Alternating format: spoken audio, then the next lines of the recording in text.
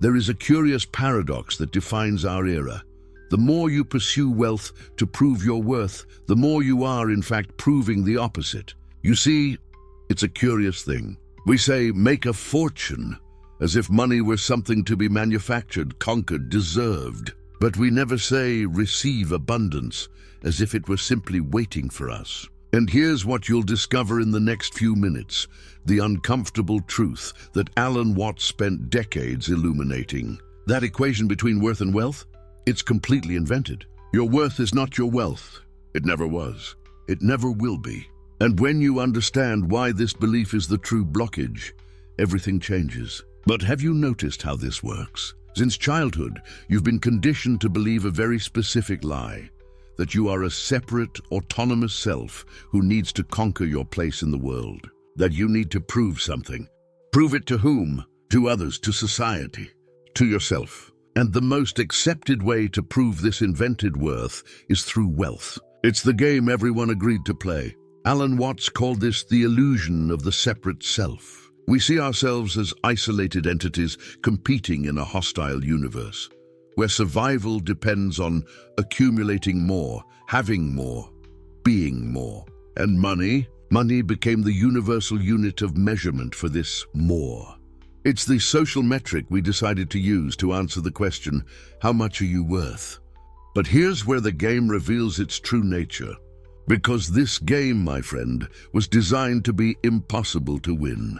Think of how many people you know who finally hit that financial milestone they swore would be enough. Maybe it was $1,000 in the bank, then 10 grand, then 6 figures, then $1 million. And when they got there, what happened? Did they finally feel like, I've made it? Or did the goalpost just shift again? The truth is, the line always moves, always, because the problem was never the amount. The problem is that you're using an external tool to measure something internal. You're trying to use money to fill an existential void that money, by its very nature, cannot fill. Imagine someone trying to measure love with a ruler, or trying to weigh happiness on a scale. It seems absurd, doesn't it? But that's exactly what we do when we try to measure our intrinsic worth with digits in a bank account. We're using the wrong tool for the wrong job. And society doesn't just allow this, it actively encourages it. Because a society of people who believe they need to conquer their worth is a society of distracted people, working, consuming, performing, too busy to stop and question the entire game. Alan Watts saw this clearly. He understood that Western culture built an entire structure of identity based on the idea that you need to become something, that you are not enough as you are, that there is a future version of you, more successful, richer, more fulfilled, and that your worth is conditioned on reaching this fictional version of yourself. And here's the cruel trick. The more you pursue this future version of yourself through the accumulation of wealth, the more you reinforce the belief that your present self is not enough. Every step toward financial success is simultaneously a step that confirms, I'm still not worthy enough.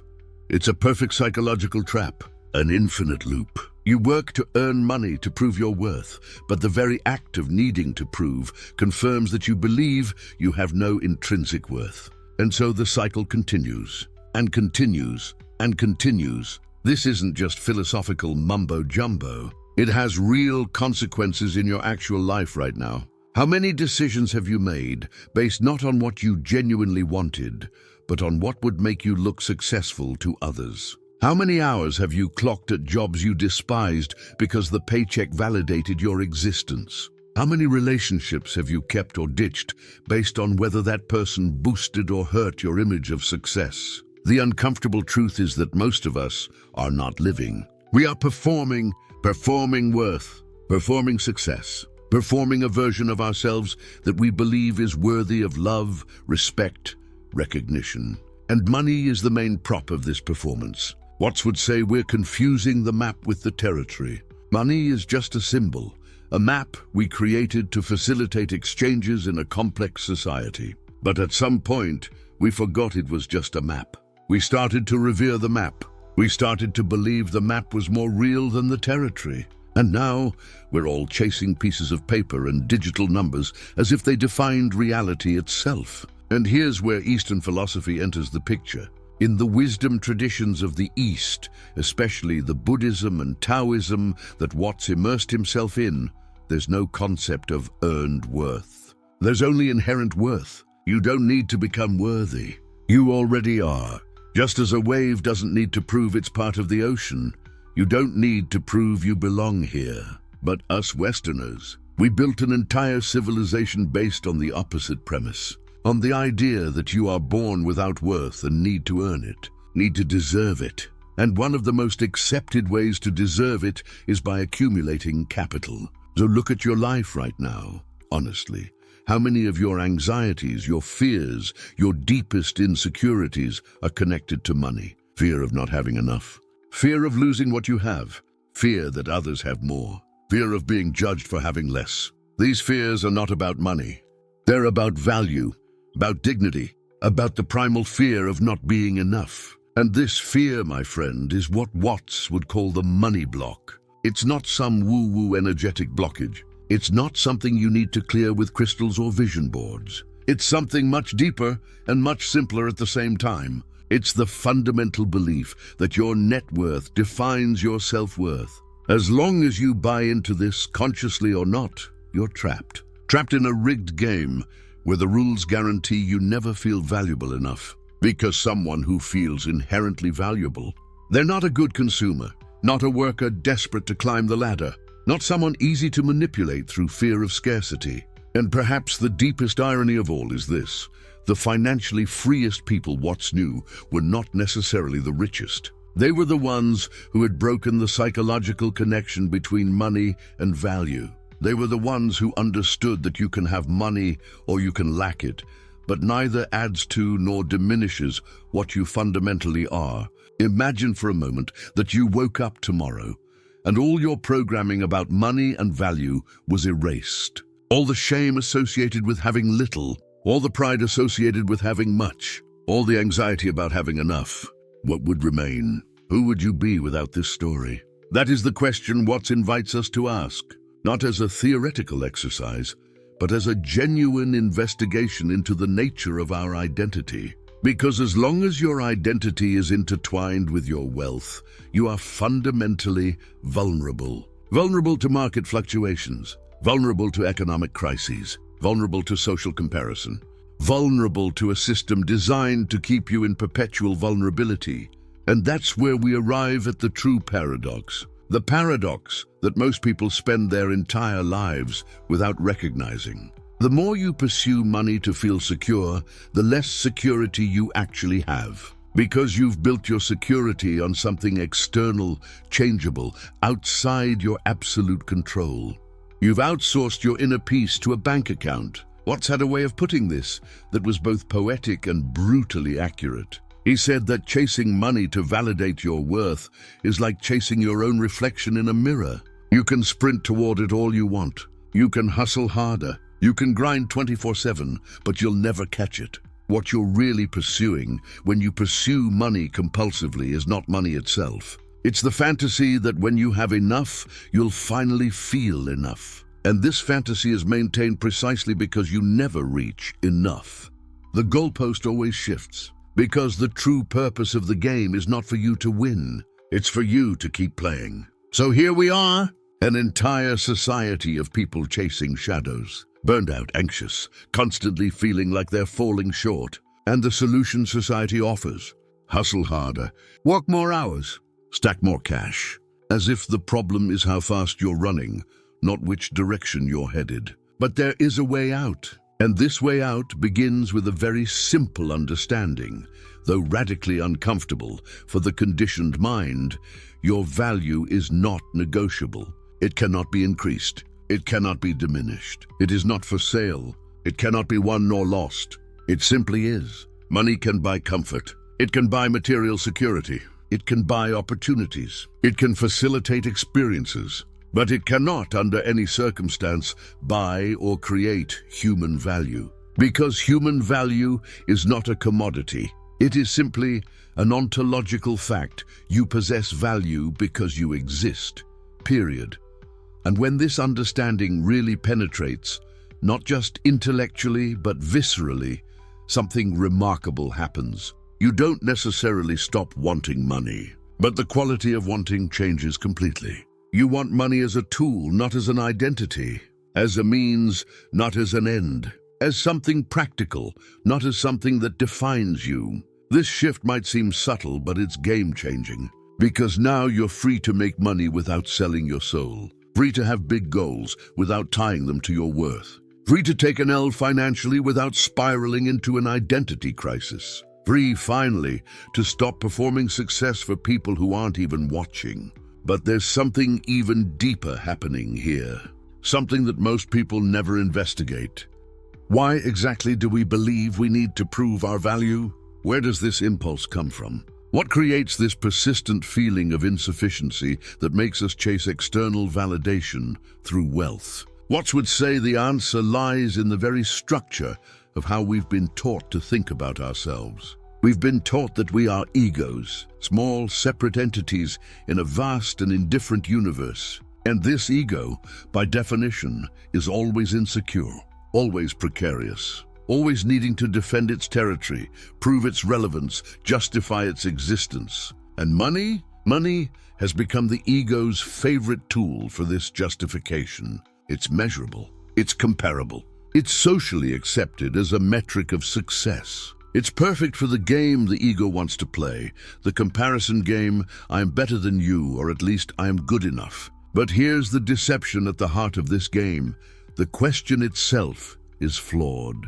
Am I valuable enough? Is a question that can only be asked by someone who believes that value is something that can be measured, conquered, lost. And this belief in itself is the block. The money block is not about lacking money. It's about the belief that your bank balance reflects something true about your fundamental worth as a person. As long as you believe this, even subconsciously, you are blocked. Blocked from peace, blocked from contentment, blocked from real freedom. And the solution isn't affirmations you repeat in the mirror. It's not manifestation rituals. It's not another abundance mindset hack. The solution is to dig into the root belief itself, to question whether the emperor's wearing any clothes at all, to have the guts to consider that the whole foundation you've built your life on might be total BS. This is the journey Watts invites us to take. It's not a comfortable journey. It's not a journey that ends with you being rich. It may end with you being rich or it may not. But it's a journey that ends with you being free. Free from the tyranny of needing to prove something that was never in doubt in the first place. But what exactly creates this block? Why is it so difficult for most of us to simply recognize our intrinsic value and move on? What keeps us trapped in this exhausting dance of pursuing validation through zeros in an account? The answer is not in your bank account. The answer lies much deeper. So what creates the money block? Your belief in a self that must prove itself to exist. This is the truth Alan Watts spent decades illuminating, and the truth most people spend their entire lives avoiding. Because when you see yourself as a separate self, isolated and fundamentally lacking, you naturally assume you must earn your right to exist. Money then becomes the scoreboard for this impossible game.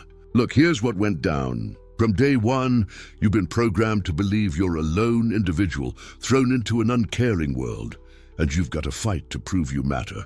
Your family, your schooling, the whole system conspired to sell you this lie. You're not just you, you're you against the world. And in that story, every win, every loss becomes proof of who you really are. Make bank? You've made it. Struggling? You're a failure. But Alan Watts saw through this illusion. He understood that the separate self is not a reality, it's a social construction. It's a game we've been taught to play so well that we've forgotten it's a game. And the money block? It's simply your mind protecting that illusion of separation. Because if you abandon the belief that you need to prove yourself, if you stop playing the game, then who are you? This question frightens us so much that we keep the block in place. Not because it protects our money, but because it protects our identity. Now let me show you something. Look at a tree. It doesn't ask whether it deserves to grow. It doesn't calculate whether it's earned the right to flourish or compare itself to neighboring trees. It simply grows. Its roots extend, its branches reach for the sun, and at no moment does the tree doubt its right to exist. Why?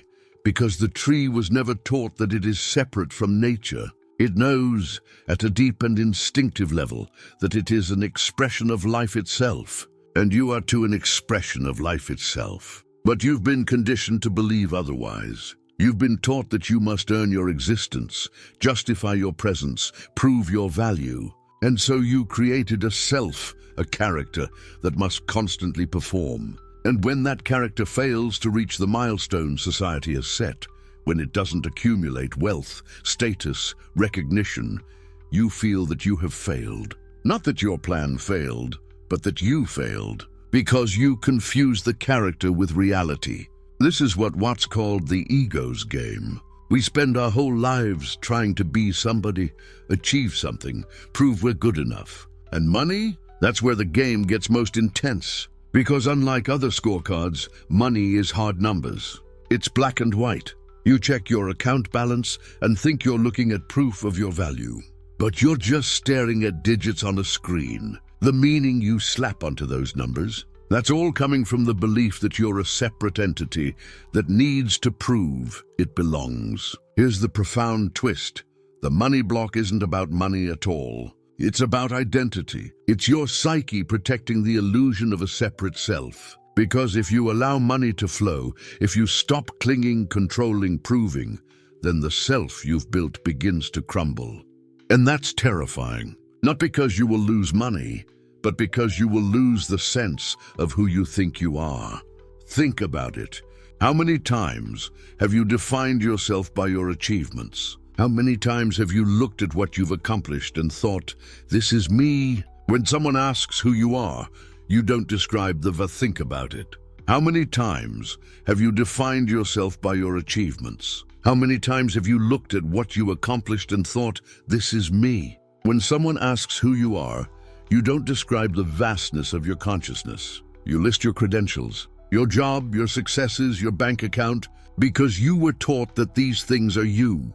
And when they're gone, when the money isn't there, when achievements seem distant, you feel like you're disappearing. The money block stays in place because it keeps alive the illusion that there is a separate self that can fail, and therefore a separate self that can succeed. But Watts insisted on a simple and devastating truth. You are not your successes. You are not your failures. You are not the story you built about who you need to be. You are the process of life itself, unfolding through a temporary form called you. And that form doesn't need to prove anything. It already is. So when you feel the money block, when you feel the resistance, the contraction, the fear, ask yourself, what am I actually defending? You're not defending your financial security. You're defending a self that was never real. You're clinging to the belief that you are separate, that you are alone, that you must earn the right to exist. And as long as that belief remains, the block remains. Because the block is not a barrier to money, it's a barrier to truth. Now here's where it gets really interesting. If the money block is the defense of a self that was never real, then what happens when you stop defending it? What happens when you abandon the belief that you are separate, that you need to prove yourself, that you must earn your worth? The answer is not that you suddenly become rich. The answer is that the entire structure of fear that maintained the block begins to dissolve. You see, the money block operates on a paradox. The more you try to control money, the more it escapes. The more you cling to the belief that you need it to prove your worth, the less you attract it. Because the energy of grasping, of proving, of controlling is the energy of scarcity. It's the energy of, I'm not enough. I need more. I must earn this. And that energy repels abundance. Not because the universe is punishing you, but because you're operating from a state of contraction, not expansion. Now compare that with the tree. The tree doesn't contract. It doesn't try to control how many fruits it produces, and it doesn't calculate whether it deserves the sunlight. It simply exists, and in that existence, it naturally receives what it needs. Its roots find water, its leaves capture light, and it all happens effortlessly. not without energy, but without the kind of neurotic effort that we humans apply when we believe we must prove something. This is what Watts called wu-wei, effortless action. It's not being lazy or passive. It's action that flows from who you really are, not from the fake persona that needs to prove itself. And when you operate from that place, when you stop white-knuckling everything and just let it flow, something wild happens. The block doesn't vanish because you bulldozed it. It disappears because you quit feeding it. Because you see, the money block is like a tense muscle. The more you try to force it to relax, the more tense it becomes. But when you stop trying, when you simply breathe and allow, it naturally releases. The block works the same way. You don't solve it by fighting it. You solve it by letting go of the belief that created it. And here's what that actually looks like in practice. It means you stop letting your resume define you. Stop checking your account balance like it's your worth score. Recognize that your life itself, expressing through a human form, and life doesn't need credentials, it just is. And when you lock into that truth, when you drop the exhausting performance, your whole relationship with money shifts. This doesn't mean you stop working or ignore responsibilities. It means you work and act from a different place, not from the need to prove yourself, but from the natural expression of who you are. And in that state, you discover something surprising. Money begins to flow in ways it never did when you were grasping, controlling, trying to force. But here's where it gets uncomfortable. If you're not your wins, not your carefully crafted persona, not the hustle and grind, then who the hell are you? This question is scary as hell, because you've built your entire sense of self around proving you matter. If I'm not my accomplishments, not my success story or comeback narrative, then what's left? And this is where most people pull back. This is where we keep the block in place, not because we want to, but because the alternative feels like emptiness. It feels like losing ourselves. But Watts would say that what you're losing is not you. It's the prison. It's the illusion. And on the other side of that loss, there is something much vaster, much more real. So here's the question that brings you to the threshold. If you stopped playing the game, if you abandoned the belief that you need to prove yourself, if you let the separate self dissolve, what would happen? Not to your bank account, but to you? What remains when the story of "I need to be successful" falls away? That's the question that unlocks everything. And it's the question we'll explore next. Because here is the truth that Watts knew deeply. On the other side of the money block is not more money, it's freedom. It's the freedom to be who you really are, without the constant need for proof, without the belief that you are separate and must earn your way back to the whole. This freedom is what you're really seeking. Money is just the symbol you use to represent it. So the money block is not financial, it's existential. And when you see it for what it really is, when you understand that you're defending a self that was never real, you begin to perceive something profound. Maybe the problem was never your relationship with money. Maybe the problem has always been your relationship with yourself. And maybe, just maybe, when that relationship changes, everything changes. And when you finally stop playing the game, something extraordinary happens. You discover that you were already complete. You always were. The money block, that belief that your wealth determines your worth, was never about money. It was about protecting a version of yourself that never really existed. It was about defending an imaginary self that needed to prove something, that needed to accomplish something, that needed to become something. But here is the truth that Alan Watts lived and taught. You were never that fragile self that needed external validation. Your worth was never in question, only your belief was. Think about it for a moment. You spent years, perhaps decades, believing that you needed to accumulate more, achieve more, and become more to finally feel enough. And the money block was the perfect symptom of that belief. It kept you trapped in a cycle of scarcity, not because money was scarce, but because you believed your worth was. But what if your worth was never something you could gain or lose? What if it was always intrinsic, fundamental, immutable? When you recognize this, when you really allow that truth to sink in, everything changes. Money stops being your scorecard. It becomes a tool. Success stops being proof of anything. It becomes authentic self-expression. Wealth stops being validation. It becomes just the natural flow when you show up as yourself. Here's the crazy part. When you stop chasing money like your entire existence depends on it, like you've got something to prove, that's when it actually starts flowing. Not because you cracked some cosmic code, but because you got out of your own way. You stop blocking it with all that fear and desperation. Abundance flows when you stop blocking it with fear. Think of a river. A river doesn't try to reach the ocean, it simply flows. It doesn't question whether it's worthy of reaching there. It doesn't hoard water in one place out of fear there won't be more ahead. It simply follows its nature, trusting the flow, allowing gravity to guide it. And inevitably, without effort, without struggle, it reaches the ocean. That's the nature of abundance when it's not blocked by fear. You don't need to force. You don't need to prove. You simply need to stop resisting. And the money block, that deep resistance, that paralyzing fear, was protecting a self that didn't exist. A self you imagined you needed to be, a self you believed you needed to become. But the truth is that you were never that desperate swimmer trying to reach the shore. You were always the river. You were always the flow. Your whole life, you've been trying to swim against the current, thinking you needed to prove you could get there. But you were already there. You were already the complete journey. You were already the perfect expression of life unfolding. The money block was protecting a self that didn't need protection, because that self was never real. Alan Watts would say that you were taking a game too seriously. You turned life into a survival competition when it was always meant to be a dance. You turned abundance into a matter of worthiness when it was always simply a matter of permission. Permission to receive, permission to trust, permission to simply be. And when you give yourself that permission, when you stop demanding that life prove your worth before allowing abundance to enter, something magical happens. Not because the universe finally decided to reward you, but because you stopped blocking what was always trying to come in. Think about all the opportunities you turned down because you thought you weren't ready yet. All the doors you walked past because you felt like you needed more credentials first. All the abundance that slipped right by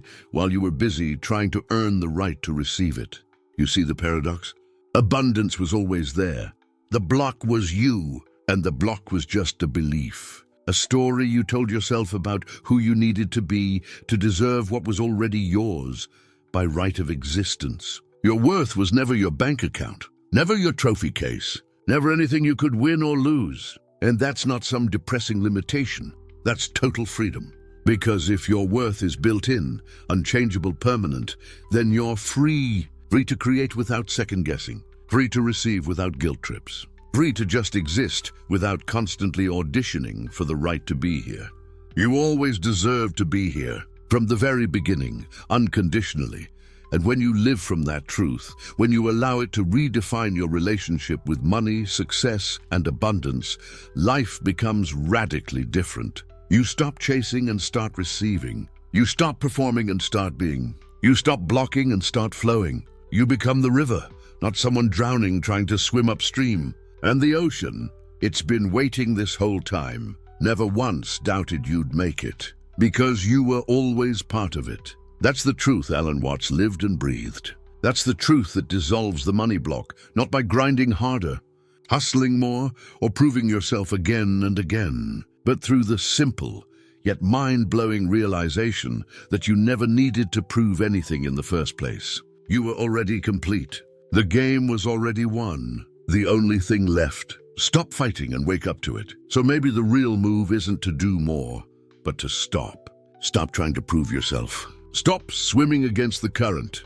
Just let life flow through you the way it's been trying to all along. Because you were never the block. You were always the flow. Your value was never your wealth. It was simply your existence. And that existence never needed justification. It was always enough. You were always enough. Not because you conquered something, not because you proved something, but because you are. And in that recognition, in that simple moment of seeing the truth, the money block disappears. Not because you destroyed it, but because you realized it was never real. It was only the shadow of a belief about a self that never existed. And when the light of consciousness illuminates that truth, the shadow disappears. What remains is you complete, whole, free.